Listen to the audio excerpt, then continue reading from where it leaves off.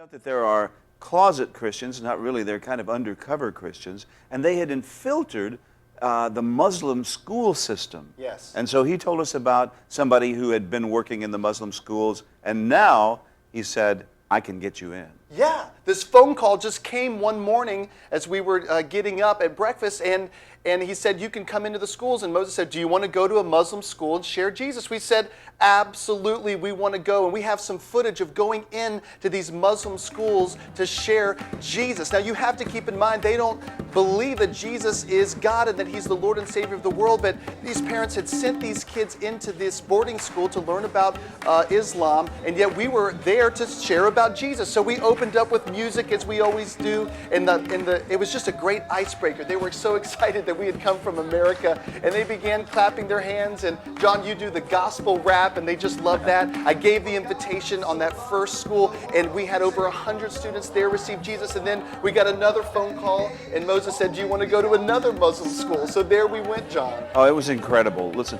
who knew that Muslim young people, and of course, we've said this before many times, the youth of a nation are where that nation is headed, because these are going to be future leaders. Yes. And we had a chance to tell them the truth Yes. about Jesus. Yeah, it was really remarkable because most of these students, when they came up to us after we gave the gospel invitation, they said, I've never heard that I could know God through Jesus Christ. It was an amazing thing. Now you have to keep in mind that look at all these hundreds of students. I mean, this was actually a campus of a boarding school of about 600 to 800, and they gathered them around these trees where there was some shade, and right there in the grass, I began sharing my testimony about how I met Jesus, and they could know the God of all creation. Oh, I love the message of the gospel because it's the good news for the salvation of all who believe. And it was an amazing thing to watch these students. You can just see it right there, right in the middle of Uganda, in the largest Muslim population. Look at the hands go up. All these Muslim students praying to receive Jesus. Oh, isn't it good to hear some good news from the nations of the world about Muslims even turning to Jesus Christ?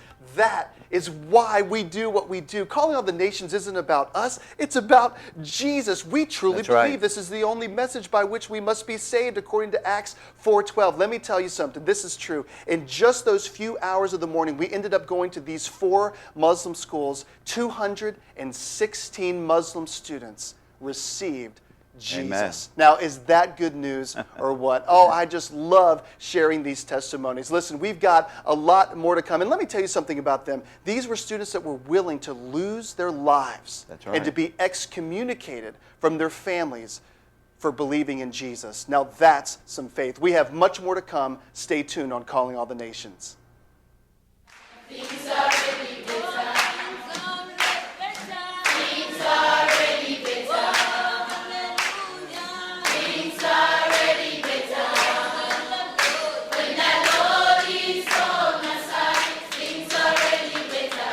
Things are really better. Things are really better. Calling all the nations.